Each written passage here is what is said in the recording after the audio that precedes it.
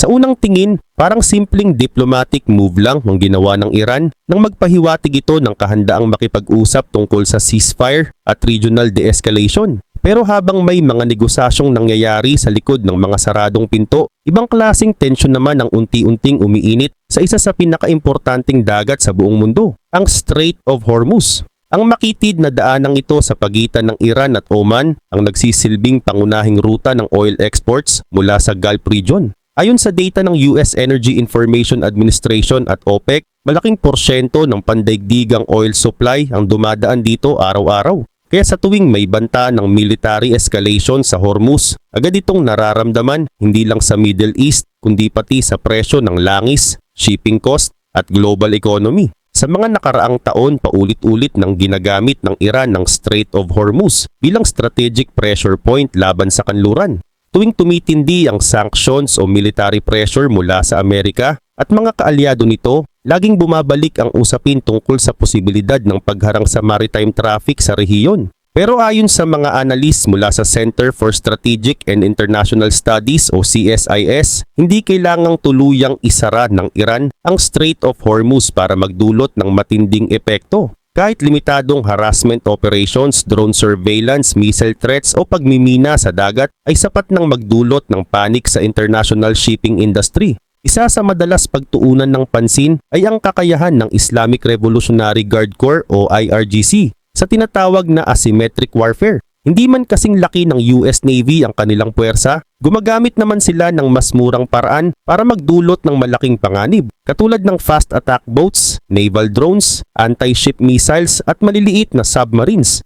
Kabilang dito ang Ghadir-class submarines ng Iran. Bagamat maliit kumpara sa nuclear submarines ng Amerika, idinisenyo ang mga ito para sa mababaw na tubig ng Persian Gulf. Ayon sa mga ulat mula sa defense analyst at military publications, mahirap silang matukoy sa radar at sonar dahil sa laki at operational style nila. Kayang magtago ng matagal sa mababaw na bahagi ng dagat at maaring gamitin para sa surveillance, pagmimina ng ruta o hit-and-run operations laban sa mga barko. Sa katunayan, regular nang nagde-deploy ang Amerika ng aircraft carriers, destroyers, reconnaissance aircraft at missile defense systems sa paligid ng Gulf region bilang bahagi ng kanilang deterrence strategy. Ayon sa US Central Command o CENTCOM, layunin nitong protektahan ang freedom of navigation at tiyaking tuloy-tuloy ang daloy ng international commerce. Makikita rito ang mga Arleigh Burke-class destroyers ng Amerika na may kakayahang magdala ng advanced missile defense systems. Kasama rin ang maritime patrol aircraft na patuloy na umiikot sa himpapawid upang bantayan ang galaw ng mga barko at submarino sa paligid ng Strait of Hormuz.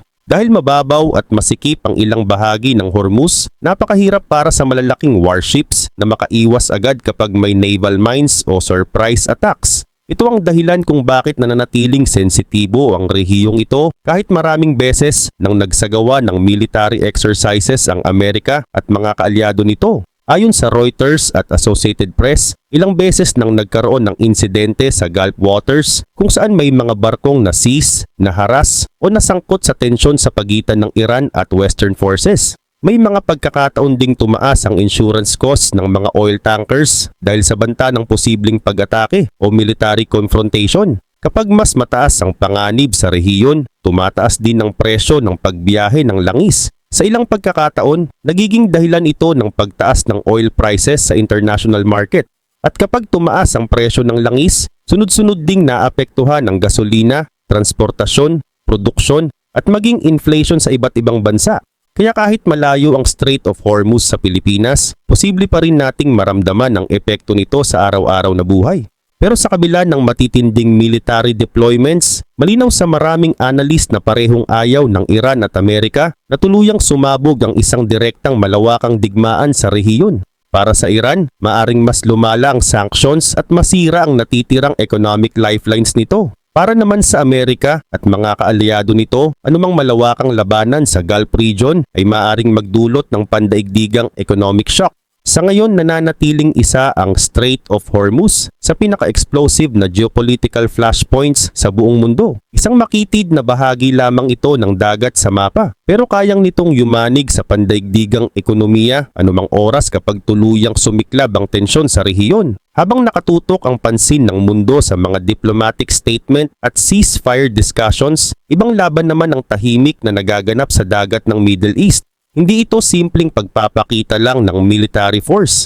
Unti-unti nang nagiging laboratorio ng modern naval warfare ang Strait of Hormuz, isang lugar kung saan bawat galaw ng barko ay maaaring magdulot ng pandaigdigang epekto. Sa mga nakaraang buwan tumindi ang operasyon ng Amerika sa paligid ng Persian Gulf. Ayon sa mga ulat mula sa Reuters at Associated Press, mas naging agresibo ang maritime surveillance at interception activities ng US Navy habang patuloy ang tensyon laban sa Iran at sa Islamic Revolutionary Guard Corps o sa IRGC. Pero mahalagang linawin na maraming dramatikong claim online tungkol sa direktang pag-atake ng Amerika sa mga Iranian tanker ang hindi independenting nakukumpirma ng major international news organizations. Wala ring opisyal na kumpirmasyon na sistematikong winasak ng US Navy ang mga commercial tanker sa paraang madalas inilalarawan sa ilang social media at geopolitical commentary channels. Dahil para sa Pentagon, hindi lamang missiles o drones ang pangunahing banta sa Hormuz.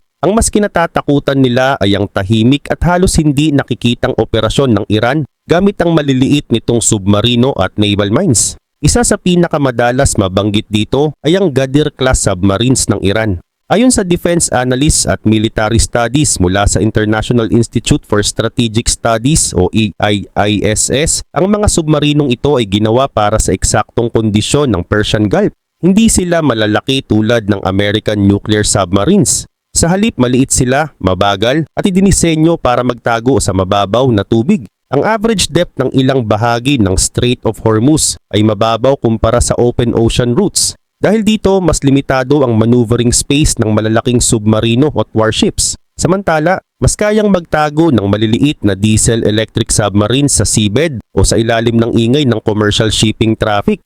Ayon sa mga military observers, malaking advantage para sa Iran ang familiarity nito sa geography ng rehiyon. Kilala nila ang currents, thermal layers at underwater terrain ng Gulf waters. Sa ganitong environment, mas nagiging mahirap para sa sonar systems na agad matukoy ang maliliit na underwater targets. Kabilang dito ang P-8 Poseidon Maritime Patrol Aircraft na ginagamit para sa submarine hunting missions. Ang aircraft na ito ay may kakayahang mag-deploy ng sonobuoys, mga underwater listening devices na ginagamit para matukoy ang galaw at tunog ng submarino sa ilalim ng dagat. Kasama rin dito ang Arleigh Burke-class destroyers ng US Navy na may advanced towed array sonar systems. Ang mga sistemang ito ay dinisenyo upang makarinig kahit mahihinang mechanical sounds mula sa malalayong distansya. Bukod pa rito, regular ding ginagamit ang MH-60 Seahawk helicopters para sa deeping sonar operations. Sa simpleng paliwanag, ibinababa nila ang sonar equipment direkta sa tubig upang maghanap ng underwater contacts sa mas eksaktong lokasyon. Ayon sa US Naval Institute at Defense Reporting ng CNN at BBC, mahalagang bahagi ito ng tinatawag na Layered Maritime Defense Strategy ng Amerika sa Gulf region. Dahil sa dami ng commercial ships na dumadaan araw-araw sa Strait of Hormuz, napakahirap bantayan ang bawat galaw sa ilalim ng dagat. Sa panahon ng krisis, sapat na ang isang matagumpay na attack sa tanker para magdulot ng panic sa international markets. Kapag may ulat ng military escalation sa Hormuz, agad tumataas ang oil prices at shipping insurance costs.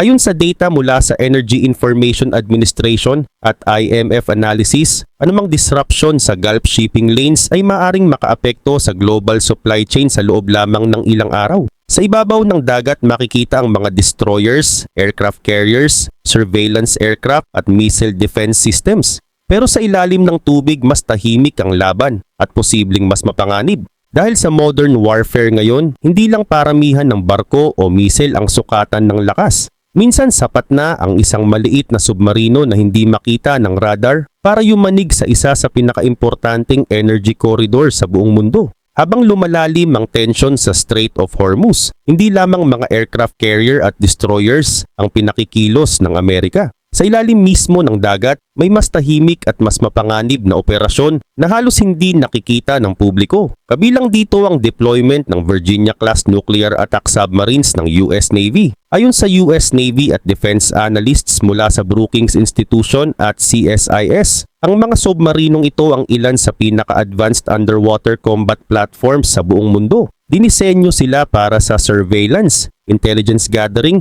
anti-submarine warfare at precision strike missions. Sa panahon ng krisis, mahalaga ang papel nila sa paghahanap at pagmamanman sa galaw ng mga submarino ng Iran sa Persian Gulf.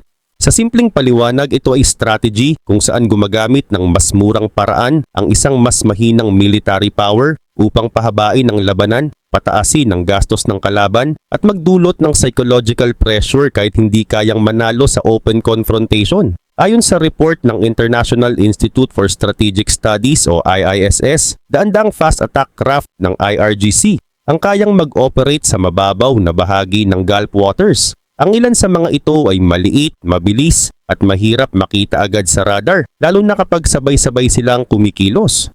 Sa military doctrine ng Iran, mahalaga ang tinatawag na swarm tactics. Sa halip na isang malaking barko ang umatake, maraming maliliit na bangka ang sabay-sabay na lalapit mula sa iba't ibang direksyon upang guluhin ang depensa ng kalaban. Posibleng gumamit ang mga ito ng rockets, machine guns, anti-ship missiles o drone coordination para piliting ma-overwhelm ang defensive systems ng mga warship. Pero ayon sa mga analyst ng US Naval War College, napakahirap pa rin para sa Iran na direktang makalusot laban sa layered defense systems ng modern American warships, lalo na ang Aegis combat systems na ginagamit ng mga destroyers ng US Navy. Kasabay nito, patuloy ding lumalawak ang paggamit ng Iran sa drones. Kabilang dito ang Shahed series drones na ilang beses nang naiulat sa iba't ibang conflict zones sa Middle East at Eastern Europe.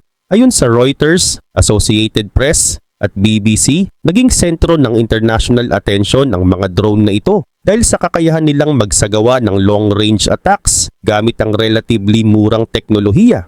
Ayon sa Lloyd's Market Association at international shipping analysts, anumang seryosong escalation sa Gulf waters ay maaring magpataas ng malaki sa insurance cost ng mga oil tanker. Sa pinakamatinding senaryo, posible ring pansamantalang iwasan ng ilang shipping companies ang rehiyon. At kapag nangyari iyon, mabilis na maapektuhan ang pandaigdigang supply ng langis.